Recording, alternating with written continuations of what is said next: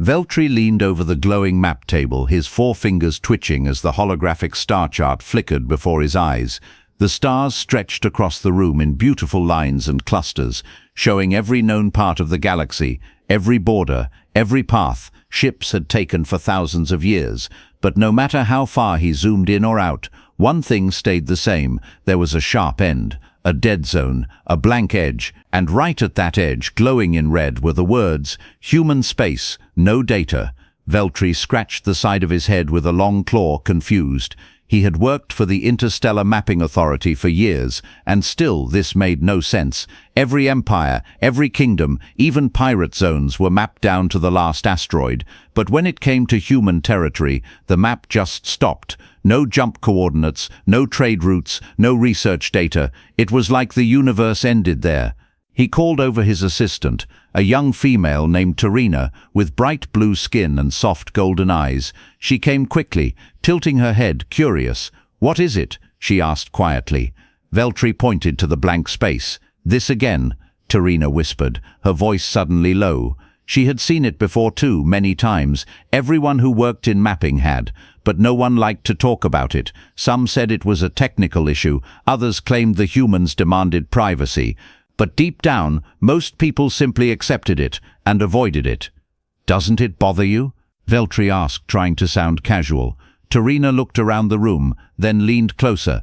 "Yes, but they say it's dangerous to ask questions about it," she replied. Veltri frowned. "Who says that?"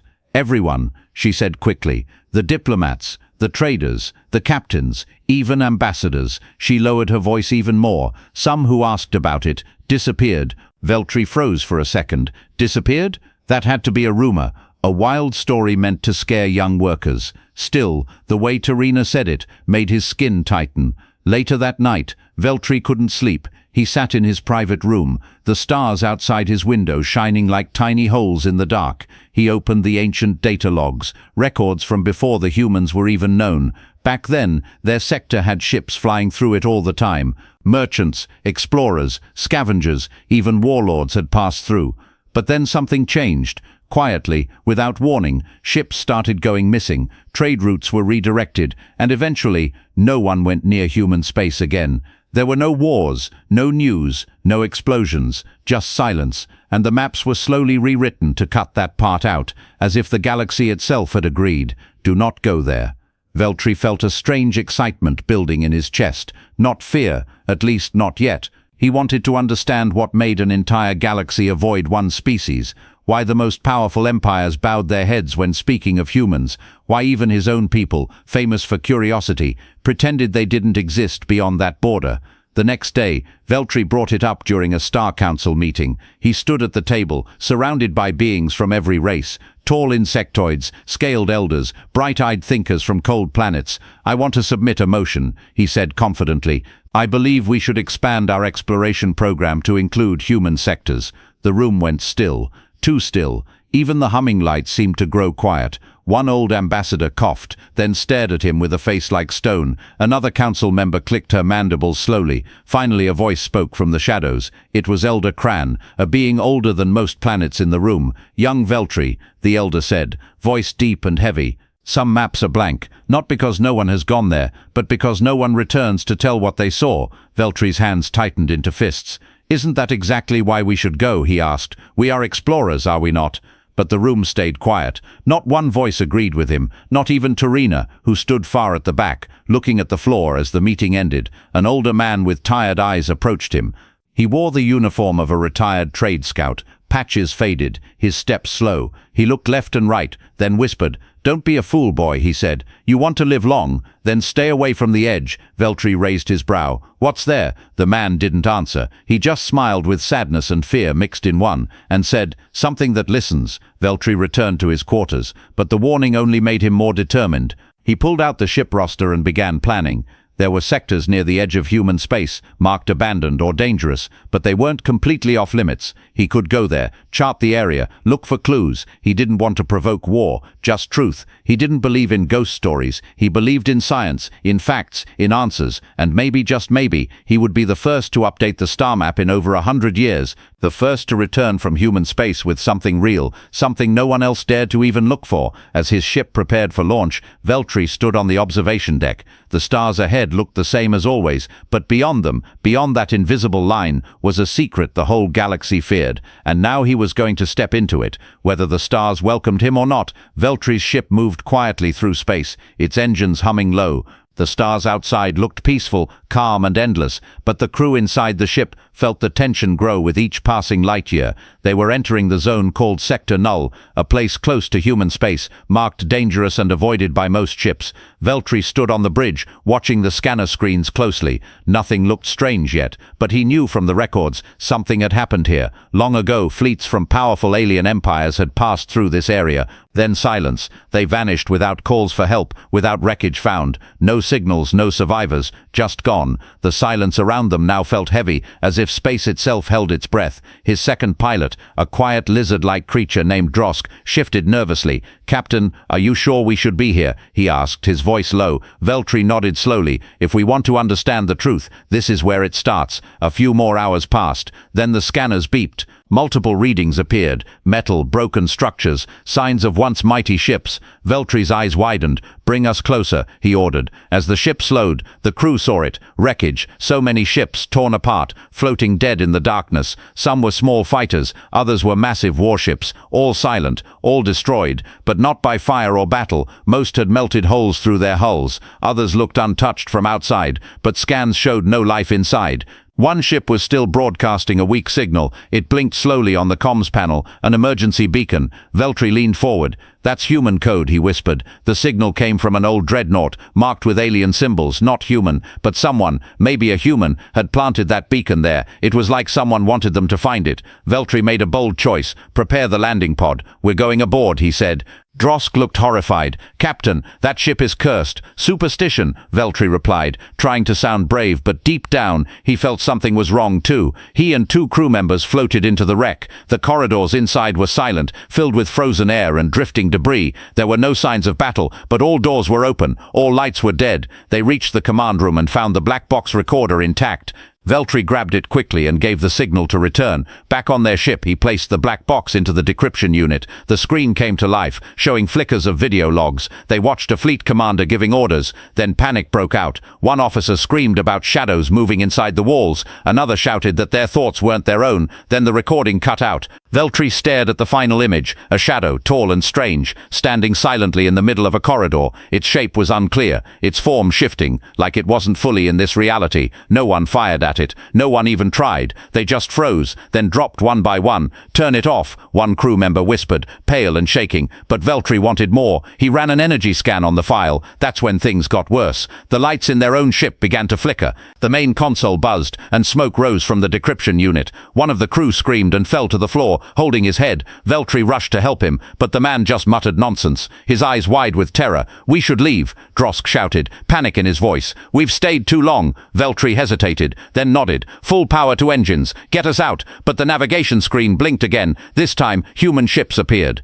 3 dark cruisers, sleek and silent, now hovered in front of them. No warning, no attack, just presence. Then a calm voice came through the speaker. "This is Captain Lena of the Human Observation Fleet. Your ship has entered restricted space." Veltri stepped forward. "We are explorers. We found something." Silence followed for a few seconds. Then the human voice said, "You found what we allowed you to find." Veltri's heart skipped. Was the beacon a trap? A test? "We wish to speak with you," the human captain said. "You are to follow our ship. Any refusal will be seen as hostile." Drosk looked ready to cry. Veltri gave the order, "Follow them." The crew sat in silence as their ship followed the humans toward an unmarked star system. No one spoke. No one moved much. They had entered the place no one returned from. The human border had swallowed them whole. Veltri looked at the stars ahead, bright, cold and unknowable. His dream of truth had led them here, but he was no longer sure if it was truth he would find, or something else entirely, something old, something waiting, something that had watched the galaxy forget, on purpose, and now it had turned its gaze on him. Veltri's ship followed the human cruisers in silence. No one on his crew spoke, not even Drosk, who usually mumbled complaints under his breath. The stars ahead seemed darker now, as if the space around them had become thicker, heavier. The human ships didn't send any more messages. They just moved forward whispered with quiet authority. It was clear this was not a rescue mission. It was an escort, maybe even a warning. Veltri stared at the black box from the ghost ship. It still sat on the console, burnt around the edges. They had seen strange shadows in the footage, and since then, their ship had been acting strangely. The lights flickered every hour, even though the power system showed no faults. Some crew members reported hearing voices whispering near the ventilation. One technician claimed to see something standing behind him in the mirror, but when he turned around, nothing was there. Veltri wanted to believe it was just fear, just stress, but deep inside, he knew something was wrong. And the humans, they knew exactly what. After 2 hours of travel, the human ships brought them to a dark system. There were no stars nearby, no planets marked on any map, but there was something there. Huge, invisible to the eye, but powerful. Their sensors barely picked it up. A massive space station, or maybe a ship, floating near a black dead planet. The humans sent one more message, short and clear. Prepare to dock. Only the captain will exit. Veltri didn't argue. He knew this was not the time to resist. He took a deep breath, grabbed his translator device, and stepped into the docking pod. As the pod moved toward the human ship, he felt a strange pressure in his chest, like something heavy had wrapped around his lungs. He tried to ignore it, telling himself it was just fear again. When the door opened, he was greeted by 2 tall humans in black armor, their faces hidden behind smooth helmets. They didn't speak, just motioned for him to follow. Veltri walked through quiet, clean halls, the lights above dim and cold.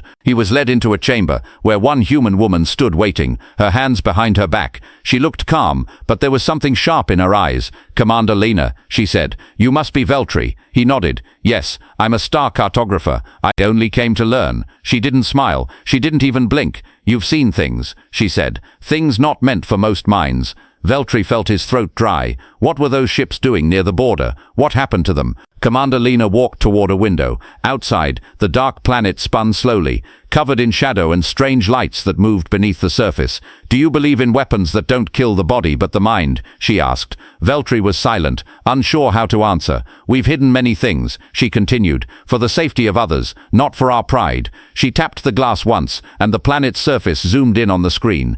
Veltri saw ruined cities, towers bent and melted, and giant craters that glowed with purple-blue energy. "This was one of our first tests," she whispered, "but not of fire or metal, of silence." She turned to face him. "Your mind is still holding. That's impressive." Veltri blinked. "Holding. The black box," she said. "It carried a piece of the echo. Even a trace can damage thought." Veltri felt cold all over. "Is that what killed the fleets? The shadows?"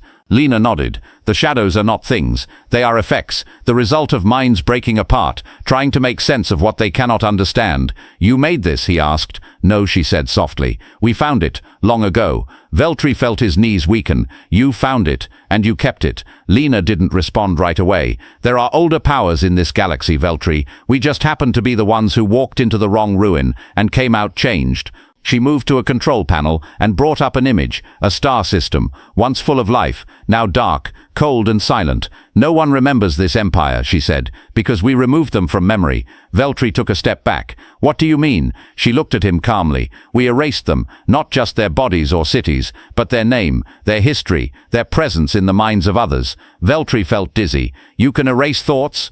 Lena nodded. "Under the right conditions, yes. With the right tools." She walked closer, her tone soft now, almost kind. "We don't do it often, only when the risk is too high." Veltri asked, "And what about me? My crew? Will you erase us too?" Lena didn't answer, not with words. She simply looked at him, a long, deep stare. Then she said, "You were curious. That is not a crime. Not yet." She turned and walked away. "But you've seen enough. It's time to go." Veltri was led back to his pod in silence. When he returned to his ship, his crew looked pale, as if they had been dreaming bad dreams the whole time.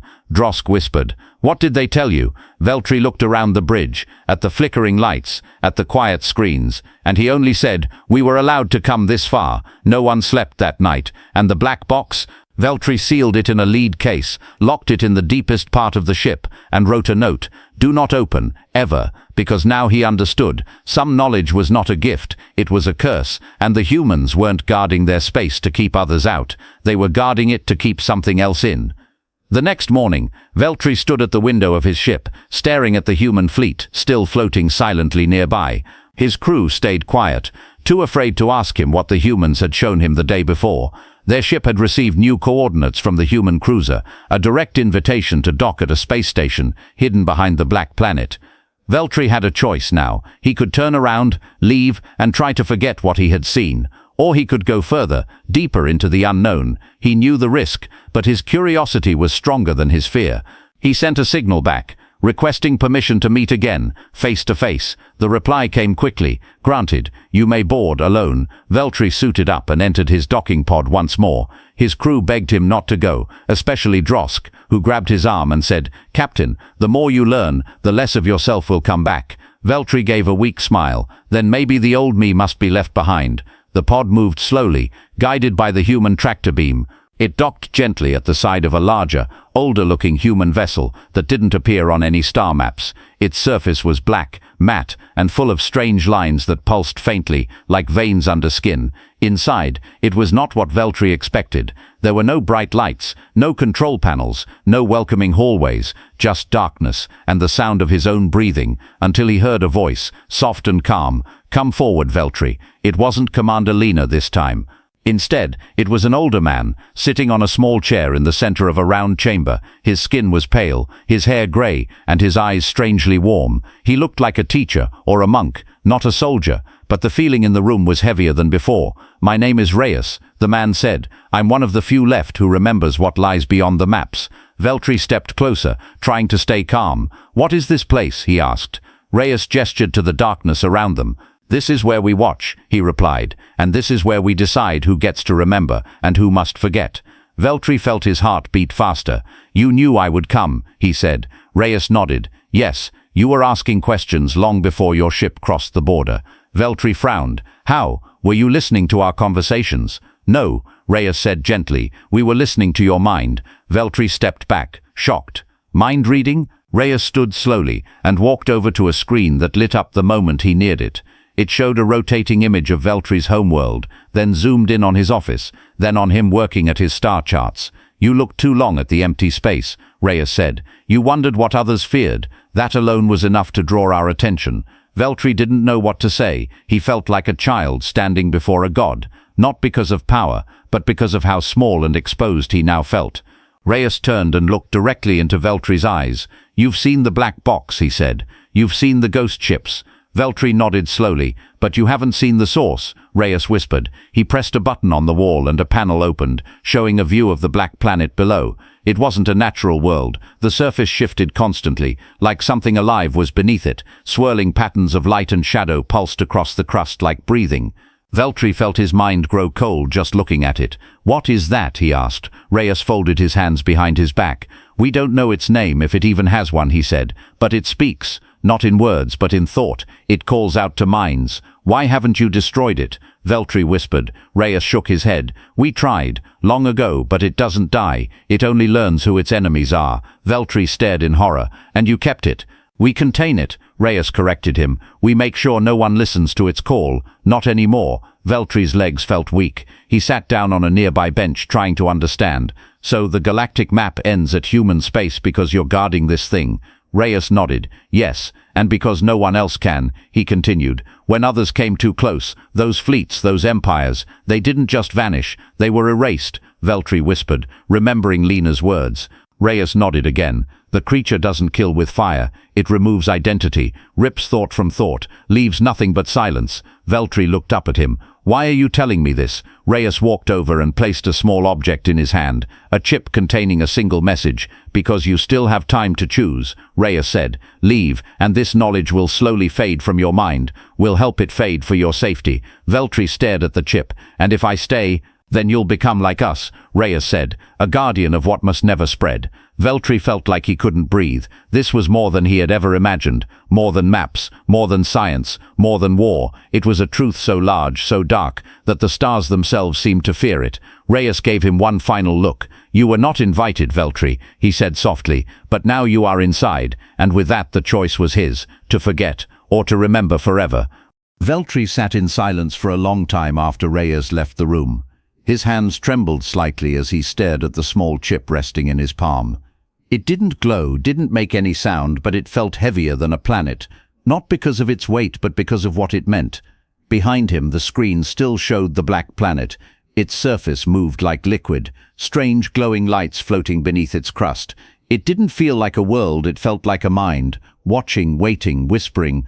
Veltri finally stood up, his legs unsteady. He stepped toward the window again, staring down at that terrible silent world. He whispered to himself, "What are you?" But there was no reply, not from the planet and not from the room, only that same pressure inside his head, like someone gently tapping on the walls of his thoughts, trying to get in. A door slid open behind him, and Commander Lena entered. This time she looked different, tired, maybe even sad.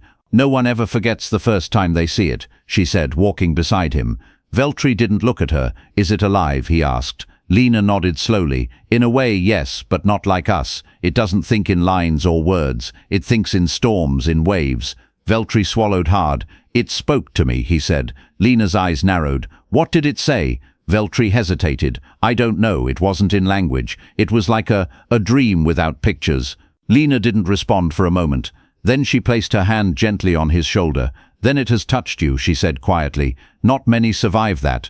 Veltri turned to her sharply. "Why keep it alive? Why not bury it? Seal the entire system?" Lena stepped away, her voice firm now. "Because it's not just there," she said. "It's everywhere, in fragments, in echoes. That planet is just where the core of it sleeps."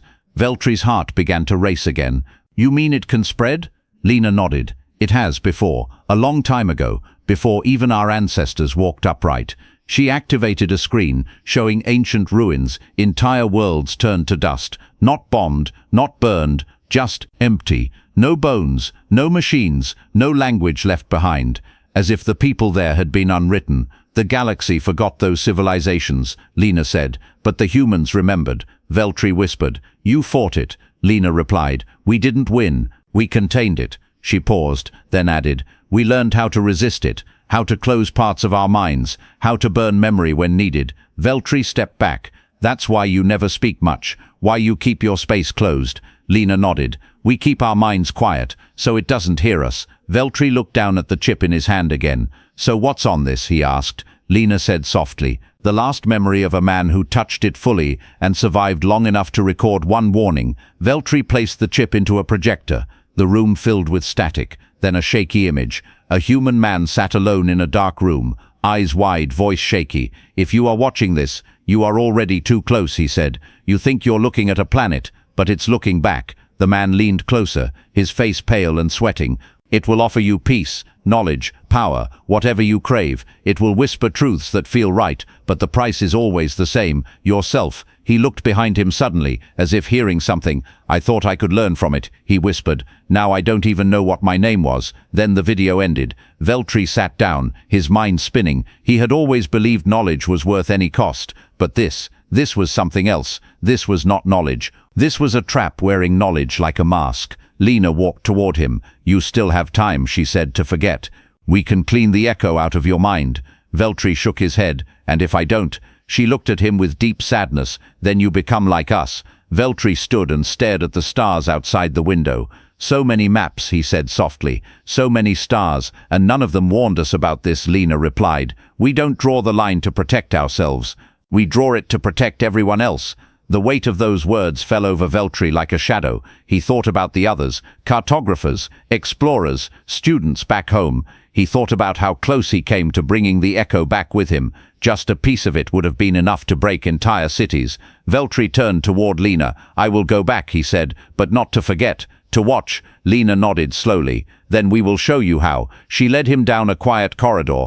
At the end was a door, unmarked, cold, humming softly. Beyond it, Veltri knew, was the beginning of his new life. A life where he could never speak what he knew, but could still stop others from making the same mistake. He looked back one last time, at the planet, at the darkness, at the silent stars, and he whispered, "I understand now why the map ends here." Then he stepped through the door, and the galaxy remained quiet, because the silence was not fear, it was protection. Veltri's ship left the shadow of the black planet. The human ships didn't follow, but he knew they were watching, always watching. Back on board, his crew looked at him with worried eyes. Drosk stepped forward first. "What happened down there?" he asked.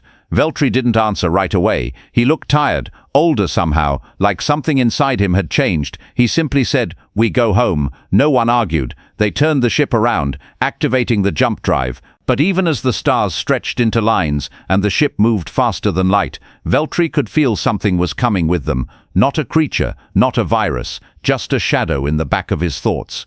When they returned to neutral space, the crew let out breaths of relief. They thought it was over, but Veltri knew it wasn't. He went straight to the recording room and locked the door. He opened his logs, looked at his notes and froze. Entire sections were missing. Names, coordinates, events gone, erased. Even his personal thoughts, written by hand, were smudged as if the ink itself forgot what it meant. Veltri felt his heart pound. Had they wiped his memory? No, it wasn't the humans. It was the echo, the thing from the planet. It was still trying to break pieces of his mind. He played the same warning message again, the human survivor's video. The man's last words echoed in the room. "I don't even know what my name was." Veltri grabbed a pen and wrote down his own name quickly. He stared at it, reading it over and over, just in case it started to fade. But the danger wasn't over. A day later, one of the technicians screamed in the hallway. Veltri ran to him and found the man shaking, pointing at nothing. "She was in my dreams," the man said, eyes wide with terror. "She whispered something, and when I woke up, I couldn't remember what my job was." Veltri helped him up, realizing with horror that the echo was spreading, not through technology, not through radio, through memory, through thought. He called an emergency meeting with his senior crew. "We brought something back with us," he said. Drosk looked pale. "I knew it. I felt it." Veltri nodded. "It's not alive, not in a normal way. It infects memory, dreams, even identity." The crew sat in silence, the air thick with fear. "What do we do?" asked Tarina, her voice shaking. Veltri replied, "We isolate ourselves. No communication with the outside world, no signals sent, no logs uploaded." He ordered the ship's AI to shut down all external ports. Then he sealed the black box and the chip inside a special vault, wrapped it in lead layers, and flooded the room with static noise, just like the humans had taught him. Only then did he feel the pressure in his head ease a little. But even with precautions, the damage had already begun. Another crew member forgot how to read. One man kept repeating the same sentence for hours, unable to stop. Veltri had no choice. He put them into deep sleep pods where their minds could rest without dreams. He cried as he did it. They were his friends, his responsibility. Now only 3 crew members remained fully awake, and even they were struggling. Veltri stayed in the command room, drinking bitter tea, trying to stay sharp. He forced himself to read the star charts again, to remember who he was. But the longer he stared at the galactic map, the more wrong it looked. Some parts were missing, some had new lines he didn't remember drawing, and right in the center of the screen, the human border blinked with a soft red glow. Veltri slammed his hand on the console and shouted, "No more!" He powered down the map system completely. That night he didn't sleep. He sat beside the sealed vault, holding a knife. Not to protect the box, but to protect himself from himself. He knew now what Reyes meant. The Echo didn't need armies, didn't need weapons. It simply needed attention. And once a mind opened the door, even a little, it walked right in. The next morning, Tarina came to him with shaking hands. "I don't want to forget," she said softly, "but I'm scared I already have." Veltri hugged her tightly. "I'm scared too," he whispered, "but we're going to fight it, even if it's just by remembering who we are." They gathered what was left of the crew and made a final choice. They would return to their homeworld, not to report, not to spread the knowledge, but to hand themselves over to quarantine, to stop the Echo from escaping further. Veltri made one last personal log. He spoke slowly, carefully. "My name is Veltri. I am a cartographer. I crossed into human space, and I saw what the galaxy chose to forget." He paused. "And now, I understand why the map ends there." He closed the recording, saved it inside a locked file only he could open. Then he looked at the stars one last time. He used to love them. Now they felt different. Not because they were less beautiful, but because he knew some of them had been erased, and no one even remembered their names. Veltri whispered, "We never won the war against it." Then he added, "But maybe we can stop it from winning again." The ship turned toward home, engines glowing softly. Behind them, the Echo waited, patient and endless, and ahead was a galaxy full of minds, still safe. For now, Veltri stood at the front of the ship as they entered orbit around their homeworld. The planet looked peaceful from space. Blue oceans, green continents, glowing city lights, but his heart was heavy. This was not a triumphant return. It was a warning, a surrender, and maybe His message to the Planetary Safety Division had been short. Do not come aboard. We are infected with something unseen. We need full mind containment protocol. They replied with silence at first. Then a code appeared on the screen. Level black containment. It was the highest alert possible, used only when threats couldn't be seen or touched, only felt. A special ship arrived later, dark and sealed with thick armor. It didn't dock normally. Instead, it released a long tube that connected to Veltry's airlock. Gas filled the passage, neutralizing all signals and thoughts. Veltry and the last awake crew members walked slowly into the transport. They didn't talk. They didn't need to. In the quarantine center, they were placed in white rooms. No windows, no sounds, just soft lights and gentle hums. Machines scanned their brains day and night. Doctors came wearing mind shields, helmets that blocked emotion and memory signals. Veltry was asked questions every day. He answered them all. His name, his crew's names, the mission, the black box, the planet. But over time, his answers started changing. He would forget little things, how many days they were out there, what system they visited before human space, even the names of 2 crew members now asleep in stasis. He wrote everything down, again and again, but sometimes, even his handwriting changed. He saw words he didn't remember writing, symbols from no language he knew. The doctors grew worried. "We can remove parts of your memory," one said. "It may save your mind." Veltry shook his head. "No," he replied, "if I forget, it wins." Later that night, he sat alone, staring at his reflection in the metal wall. His eyes were tired, and his face looked older than it should have, but he still remembered who he was. For now, in another room, Tarina whispered to a nurse, "Did I ever have a brother?" The nurse didn't answer, because Tarina's file showed she never had any siblings. But now, even that was unsure. One of the stasis crew members passed away, not from disease or injury,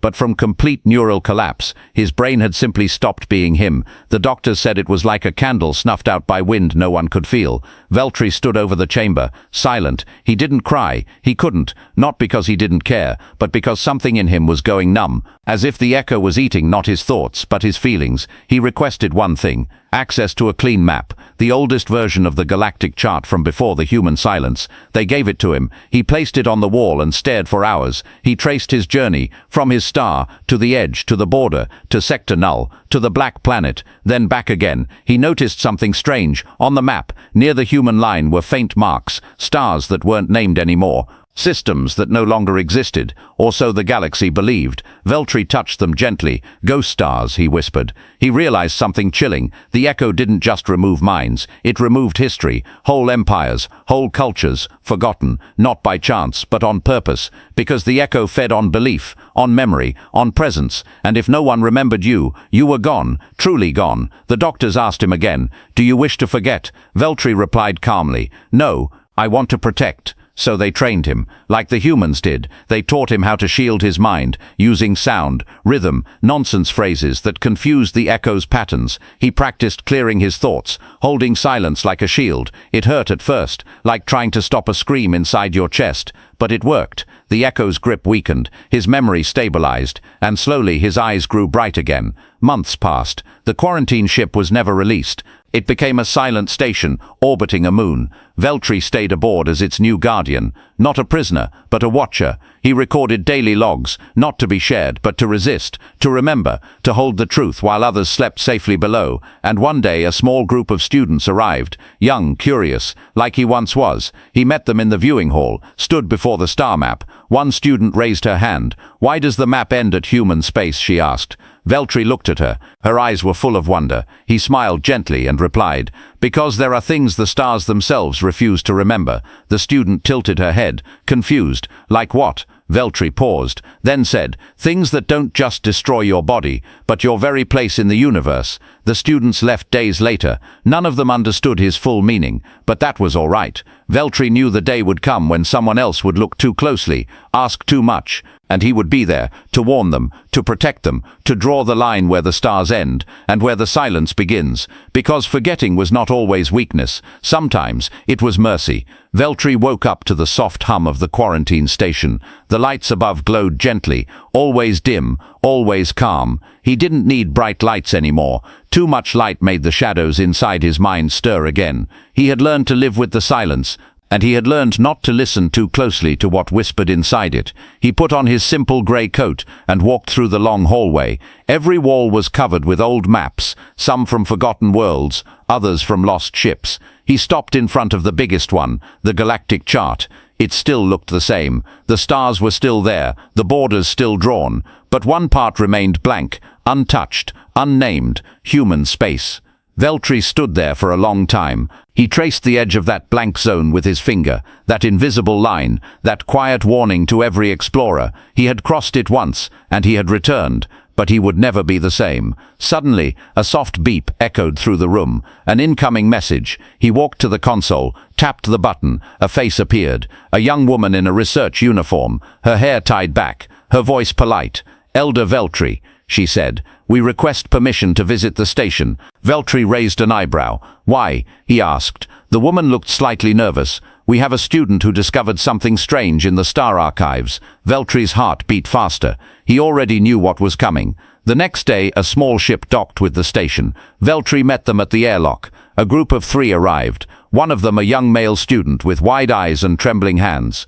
The boy held a data pad and spoke quickly. "I didn't mean to uncover it," he said, "but I found a log fragment. It spoke of an empire that doesn't exist in our history anymore." Veltri gave a calm smile. "And now you feel something watching you. You hear dreams that don't feel like your own, and your thoughts feel heavier." The boy nodded slowly. "Yes. How do you know?" Veltri walked them into the station and showed them a small dark room. Inside was a single chair and a wall full of handwritten notes, names, words, drawings, things Veltri wrote every day to remember who he was. He looked at the boy and said, "You've stepped too close to something old, and now it has noticed you." The researcher spoke. "We believe the boy can be helped, but we don't understand what's happening to him." Veltri nodded. "I do." He told them the full truth about the Black Planet, the ghost fleets, the echo that lives in thought, and the humans who guard the galaxy, not with weapons, but with silence. The researcher listened with growing fear. The student stared at the floor. "I just wanted to know the truth," he whispered. Veltri knelt beside him. "I did too. But some truths do not wait to be understood. They wait to be believed, and once you believe, they take root." He stood and pointed to the stasis room. Inside were the last of his crew, still asleep. "They touched the truth for too long," he said. "They forgot who they were, and now they sleep to protect what little remains of them." The researcher asked, "Is there a cure?" Veltri shook his head. "No cure, only control, only resistance." He gave the student a small ring, lined with static generators. "Wear this at all times," he said, "and every morning, write your name, say who you are, remember why you came, and do not listen to voices that offer more." The boy nodded, eyes full of fear and understanding. Veltri looked at him and felt a strange sadness. This was how it always began. One curious mind, one forgotten story, one innocent question, and the silence waiting to answer it. The group left later that evening. The boy was quiet, but he clutched the ring tightly. Veltri stood alone at the docking bay. He watched their ship vanish into the stars, and he whispered, "Please stay far from the edge." Later that night, Veltri sat at his desk and began a new log. He spoke slowly. "This is Elder Veltri. Today another mind reached the border. Another voice nearly opened the door." He paused, then continued, "But we stopped it. We stopped it again." He closed the log, got up and walked to the galactic map one last time. He picked up a pen and stared at the empty space near human territory. Then, very carefully, he wrote one word, just one, and then crossed it out, letting the ink smear and fade, because that was the final lesson, the most powerful protection, not remembering, but choosing not to write it down. Veltri smiled gently. He turned off the lights and looked out into space, where the stars still shimmered, and where the map still ended, because the galaxy had made a choice, not from fear, but from wisdom, to let some borders remain uncharted, and some names stay forgotten, forever.